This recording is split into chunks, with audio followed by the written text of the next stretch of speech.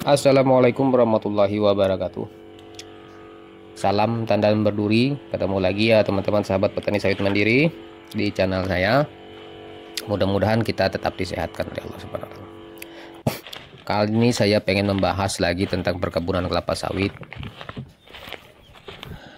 Jadi yang ingin saya bahas hari ini tentang perawatan kebun kelapa sawit, yang tentunya teman-teman semua tahu bahwa kebun kelapa sawit itu tidak semudah dan sesimpel yang mungkin kita lihat. Tinggal kita garap, kita tanam, dan kita tinggalkan, dan lalu kita memetik buahnya. Bukan seperti itu. Tetapi lahan kelapa sawit itu tidak mudah, apalagi tidak didukung dengan lahan yang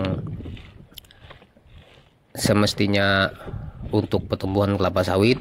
Misal saja tanah yang terlalu asam, rendah, atau basah, itu tentunya memerlukan perawatan yang ekstra. Makanya saya sebelum membangun kelapa sawit itu harus memilih dan memilah untuk lahan itu. Dan sebisa mungkin kita memilih lahan yang benar-benar cocok untuk pertumbuhan kelapa sawit. Misal saja di pH antara 5, tanahnya datarannya agak tinggi, dan lahan itu tentunya tidak terlalu tandus. Misal saja masih terlihat banyak humus, dan sebagai contoh saja lahan yang subur itu yang masih banyak ditumbuhi oleh kekayuan. Kalau lahan yang sudah banyak ditumbuhi rerumputan atau gulma-gulma kecil, itu otomatis sudah lahannya sudah agak rusak. Jadi tinggal kita saja yang memilih dan memilah untuk penanaman kelapa sawit. Kalau lahan yang bagus, maka akan kita bahas untuk biaya dan bagaimana untuk perawatannya. Jadi hari ini teman-teman saya ingin membahas masalah perawatan kebun kelapa sawit, yaitu khususnya untuk penyemprotan herbisida di lahan kelapa sawit. Misal saja kita menanam 1000 batang kelapa sawit, itu di kisaran antara 7 hektar atau 70.000 meter persegi. Jadi ya teman-teman, 70.000 meter persegi itu bukan lahan yang sedikit. Itu 700 meter dikali 700 meter. Jadi tidak semudah yang kita lihat. Teman-teman kita langsung memanen kelapa sawit dengan mudahnya dan mendapatkan acuan yang begitu banyak. Jadi teman-teman, untuk perawatan gulma itu di masa penanaman kelapa sawit tidak semudah yang kita lihat. Misal saja dengan cara pengiritan. Contoh saya di sini untuk pembangunan lahan, saya memilih dulu untuk menggunakan herbisida, di mana saya melihat gulma yang tumbuh itu jenis gulma yang bisa diberantas oleh jenis herbisida jenis apa. Misal saja seperti pakisan, anak-anak kayuan. Jenis gulma seperti itu kalau kita gunakan herbisida jenis sistemik, itu sangat sulit sekali untuk mati ya teman-teman. Jadi terpaksa teman-teman sahabat petani menggunakan herbisida jenis kontak. Karena jenis kontak semua jenis tumbuhan gulma itu akan mati walaupun anakan kayu, karena sifatnya yang begitu keras dan panas. Tetapi kekurangannya jadi jenis herbisida jenis kontak itu, permasalahannya itu teman-teman, dia hanya membunuh gulma yang terkena oleh percikan herbisida itu aja. Sedangkan untuk akar itu akan sulit sekali mati, karena yang mati itu cuman yang terkena oleh herbisida, namanya juga kontak. Nah, berbeda dengan jenis herbisida yang sistemik. Kalau herbisida sistemik kan dia walaupun hanya kena ujung daun, terkena sebagian atau 50% dari gulma itu, otomatis semua gulma akan mati sampai ke akar-akarnya. Nah, tetapi permasalahannya jenis herbisida sistemik hanya sebagian saja gulma yang bisa mati. Misal saja anakan kayu, pakis-pakisan atau kris-krisan kami bilang di sini, itu tidak bisa mati karena herbisida sistemik. Jadi di sini saya ingin membagikan beberapa trik untuk mengatasi gulma itu, tetapi tetap menggunakan herbisida sistemik. Nah, jadi begini teman-teman, herbisida sistemik itu bisa membunuh jenis pakisan di masa dia masih muda. Jadi kalau daunnya sudah mengeras dan sudah agak tebal, tua misalnya, anakan kayu, itu sulit sekali untuk diberantas dengan herbisida sistemik. Jadi langkahnya untuk membasmi gulma jenis seperti itu, untuk penggunaan herbisida sistemik, teman-teman harus menyemprotnya di masa dia masih kecil, daunnya di masa masih lunak, dan harus mencampurnya dengan herbisida lain, seperti kalau saya di sini biasa banyak menggunakan jenis metapuron. Jadi herbisida purna tumbuh seperti Eli atau Garlon itu saya rasa kurang efektif untuk, maksud saya bukannya kurang bagus ya teman-teman, bagus juga, tetapi saya lebih banyak menggunakan metapuron karena hasilnya lebih, saya lihat lebih baik kalau di tempat kami sini. Jadi saya tidak menjelekkan beberapa produk, tapi jenis herbisida tambahan purna tumbuh itu baiknya kita juga milih, karena di sini saya juga tidak istilahnya itu tidak merekomendasikan jenis herbi jenis apa saja atau merek dagang apa saja, karena saya bukan endorse di sini. Jadi apa yang saya bagikan itu sekedar pengalaman yang saya lakukan di sini, pengalaman teman-teman kita juga tentunya. Jadi teman-teman, kita bahas lagi. Kalau kita menggunakan sistemik itu di awal pembangunan lahan, itu ada juga trik-trik yang harus kita perhatikan. Nah, misal saja dari awal penanaman kelapa sawit, sebelum tanam kita menggunakan herbisida sistemik. Di saat umur sesudah penggarapan lahan, itu umurnya masih umur 1 bulan lebih lah, kira-kira 2 jengkalan dari tanah, itu efektif untuk membunuh semua jenis gulma. Dan syaratnya juga di sini saya menggunakan penembus atau campuran perekat. Untuk perekat sendiri teman-teman bisa memilih di pasaran, itu banyak. Jadi satu tangki itu saya hanya menggunakan sekitar 30 mili atau 50 mili lah. Dan untuk campuran herbi purna tumbuhnya jenis metanya tadi, bisa teman-teman menambahkan 1 liter itu sekitar 30 gram, karena dia kan bentuknya kan bubuk. Kalau yang cair ya sekitar 30 mili. Nah, jadi untuk awal tanam, untuk dosis per tangkinya bisa digunakan 150 mili lah, karena gulma di masa pertumbuhan itu kan akarnya masih kuat, jadi perlu pemberantasan lebih keras seperti itu. Jadi cara itu saya rasa lebih efektif dibandingkan kita membiarkan lahan kita ditumbuhi gulma sampai setinggi bahu. Nah, misal saja sampai 5 bulan atau setahun 2 kali, itu sangat sulit sekali ya teman-teman.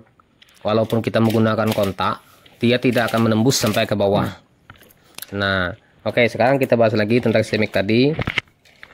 Karena sistemik itu bisa membunuh sampai akar. Jadi kalau kita rutin sampai misal saja kita targetkan sampai 3 kali atau 4 kali penyemprotan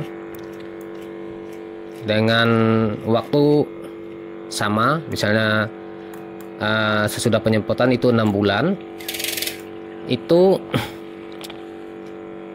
selama 3 kali penyemprotan biasanya gulmanya akan berubah ya teman-teman, berganti dengan gulma yang lain yang lebih kecil, dan itu nantinya akan mudah diberantas.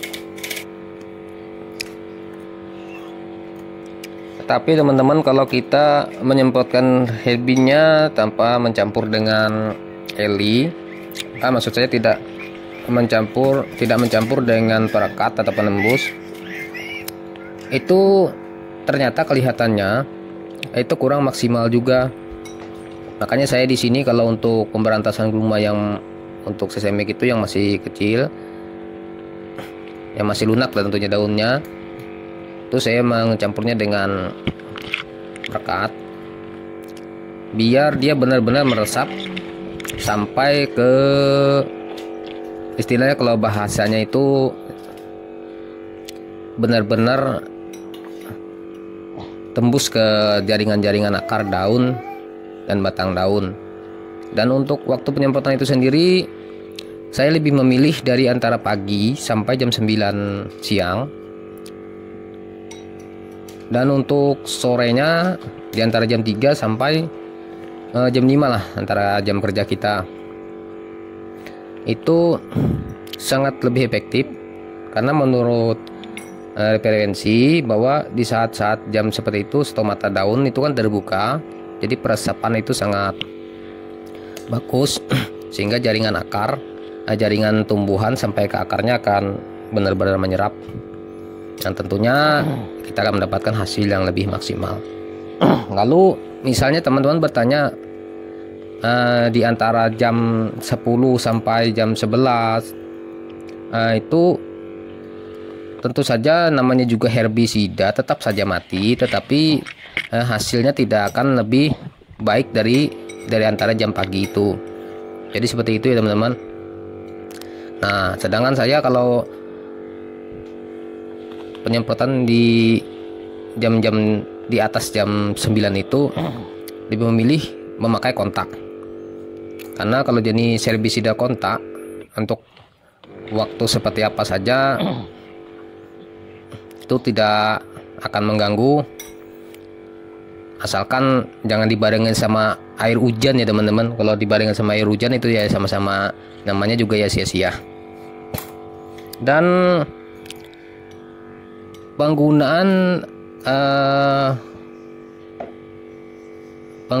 apa namanya tadi, campuran perekat itu ada maksudnya juga ya teman-teman yang saya gunakan di sini. Karena kalau kita tidak menggunakan perekat apalagi di musim hujan, nah itu mudah terkikis sekali oleh air hujan. Nah, berbeda dia dengan menggunakan perekat. Kalau dia menggunakan perekat, walaupun saat kita penyemprotan, ya istilahnya itu sempat kering lah. Saat kita nyemprot, herbinya di daun itu sempat kering, datang hujan, itu herbinya masih merekat, tidak mudah terkikis oleh terpaan air hujan seperti itu. Nah, itulah gunanya perekat penembus itu. Dan di pasaran juga perekat itu bermacam-macam. Ada yang lebih kuat menembus, ada juga yang biasa. Dan saya pribadi banyakkan membuat saja untuk perekat itu. Karena perekat itu menurut saya yang penting dia bisa menembus jaringan stomata daun. Nah, misal saja itu teman-teman, kita ambil yang sulit ya, daun apa namanya, kami di sini bilangnya itu keladi ya, apa itu ya keladi ya, lupa saya kalau bahasa Indonya. Keladi itu yang daunnya licin, itu yang buat sayur biasanya itu dia kan licin kalau kena hujan kan dia jatuh. Nah, kalau dia menggunakan perekat, tidak, dia akan menembus jaringan daun itu sehingga herbi yang kita semprotkan itu akan lengket. Jadi banyak ya teman-teman di lahan-lahan itu yang dedaunan yang tidak bisa ditembus oleh semprotan air, tidak bisa melekat, maksud saya tidak bisa melekat di daunnya. Nah, seperti pakisan itu dia juga sulit melekat. Nah, jadi itu yang membuat dia tidak bisa sulit mati. Nah, seperti itu. Jadi itu menurut pengalaman saya tentang pembahasan herbisida pembukaan lahan. Karena otomatis dengan kita menggunakan trik teknik ya dalam dunia perkebunan, itu akan membantu kita mengirit seirit-iritnya biaya perawatan lahan, dan tentunya hasilnya maksimal seperti itu. Jadi itu yang bisa saya sampaikan untuk hari ini, semoga bisa bermanfaat. Nah, mungkin kedepannya lagi teman-teman bisa supaya video yang saya bagikan, ilmu yang saya bagikan dan menurut pengalaman saya, tentunya juga dengan teman-teman di sini yang kami pernah praktekkan di lapangan. Jadi bukan cerita ya teman-teman, bukan teori ya, tetapi kita langsung praktek di lapangan. Itu tidak terlewatkan, jangan lupa lonceng notifikasinya itu diklik. Jadi setiap saya membagikan video trik dalam dunia perkebunan kelapa sawit ataupun tanaman holti, karena saya juga di sini kan tumpang sari seperti cabai, itu langsung ada notifikasinya di HP teman-teman atau di laptop teman-teman, agar teman-teman tidak membuang-buang waktu di kebun hanya dengan menggunakan piling tanpa pengalaman orang lain. Nah, tentunya setidaknya kita itu hidup ada sedikit juga ilmu dari orang lain, tidak sesuka-suka hati kita yang tentunya saya juga dahulunya tidak mempunyai pengalaman apapun tentang dunia perkebunan karena bukan bidang saya lah tentunya, dan saat ini saya berusaha untuk menekuninya karena ya keadaannya seperti itu. Nah, takdir saya untuk hidupnya di perkebunan untuk saat ini. Mungkin tentunya saya bilang itu masanya, yalah masanya saya di perkebunan. Dan walaupun perkebunan ini bukan sesuatu yang mudah bagi saya, ya istilahnya itu saya memaksakan diri lah misalnya kan, karena perkebunan ini kan berat. Tidak ada istilahnya kita memilih pekerjaan yang enak, misalnya kita cuman duduk santai gitu perkebunannya jadi bersih, itu nggak ada istilahnya itu teman-teman. Jadi istilahnya kalau kita turun ke lahan, tentu pekerjaan yang kita tempuh itu berat semua, tidak ada yang ringan teman-teman. Itu menurut pengalaman saya. Mungkin kalau masih ada keraguan dan mungkin ada pertanyaan, silakan diklik-klik, ditulis di kolom komentarnya. Makanya tadi saya bilang teman-teman subscribe dulu, yang hitam itu dipencet biar jadi putih. Nah, karena sekarang kan YouTube udah beda, kemarin kan merah, jadi dia sekarang berubah jadi hitam. Nah, dipencet dulu yang hitam itu, subscribe-nya jangan di-unsub ya teman-teman, nanti hilang. Nah, di-like itu kan yang tombol jari itu di-like biar video yang saya bagikan yang tentunya bermanfaat lah bagi teman-teman sukai akan terangkat dan bermanfaat juga untuk orang lain. Dan saya juga tentunya akan lebih bersemangat kalau teman-teman mendukung video saya, channel saya. Walaupun ilmu kasar seperti ini itu hampir semua orang bisa, tetapi saya yakin masih ada teman-teman yang memerlukan pendapat dan pengetahuan teman yang lain. Jadi teman-teman, semua intinya pengalaman itu sangat mahal ilmunya tentunya, karena bukan dalam waktu singkat kita bisa langsung dapat pengalaman itu. Apalagi bagi pemula yang tentunya baru membangun kebun, itu saya yakin dia selalu mengikuti apa yang dikatakan orang lain, walaupun dia belum karena dia tentunya belum benar-benar paham masalah perkebunan. Karena saya juga pernah merasakan hal itu dulunya. Jadi saya sering bereksperimen dan mencoba Jadi tidak mudah ya teman-teman. Walaupun dilihat kasar, tapi tentunya itu tidak mudah. Jadi kedepannya nanti saya ingin membahas juga bagaimana pengaplikasian Herbie kontak, karena kontak itu juga sangat diperlukan juga di dunia perkebunan.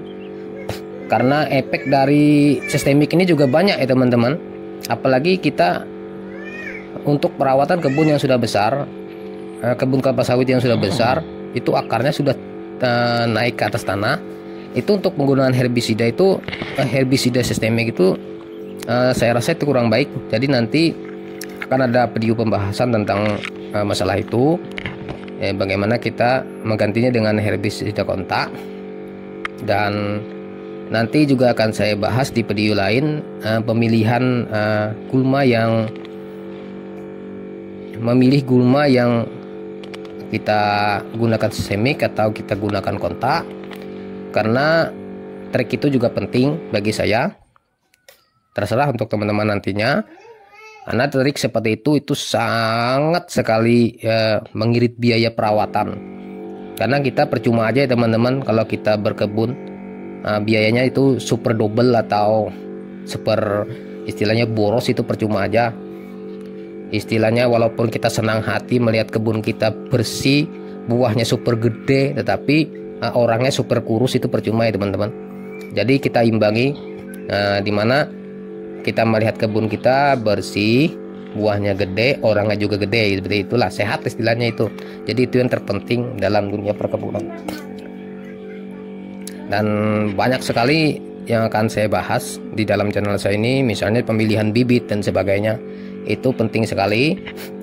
Jadi untuk pemula, untuk teman-teman yang ingin saya buatkan video tentang apa saja tentang perkebunan yang mungkin sudah saya jalani, istilahnya itu bukan teori yang mendengar kata orang, silahkan tulis di kolom komentar, nanti akan saya bahas, saya akan sempatkan. Apalagi ini di bulan Ramadan, saya banyak santai di rumah, saya akan berusaha untuk membuatkan beberapa konten yang penting dan tentunya untuk masa depan semua petani kelapa sawit mandiri swadaya ya, bukan yang PT itu. Yang PT itu kan bukan level kita, yang PT itu orang besar. Semua yang turun tangan itu bukan orang abal-abal seperti kita. Oke teman-teman, itu aja yang bisa saya bagikan hari ini. Semoga bermanfaat dan semoga kita masih diberi kesehatan, sehingga nanti apa yang kita tanam